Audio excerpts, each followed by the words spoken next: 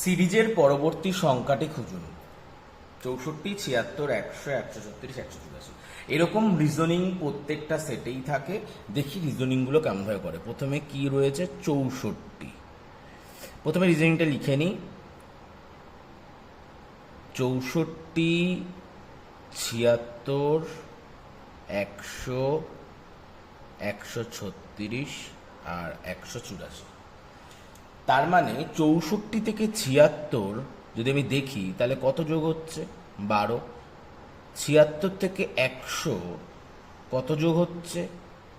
24। আমি এইখান থেকেই বুঝতে পারি 12র গুণিতক হচ্ছে। তার মানে 100 থেকে 136, 36 যোগ হচ্ছে। 136 থেকে 140, আমি চোখ বন্ধ করে যোগ না করলে বাদনে 24, 3 48 যোগ হচ্ছে। একটু চেক করে নিই। 8 আর 6 14, 4 হাতে 1, 3 রাখে 4 4 8 আর 1। তার মানে চোখ বন্ধ করে আমি এইখানে বলতেই পারি 12 দুগুণে 24, 3 বারং 36, 4 বারং 48, 5 বারং 60 যোগ হবে। 60 যোগ হলে কত হচ্ছে? 184কে 60 যোগ করলে হচ্ছে 244। তার মানে অপশান ডি সঠিক।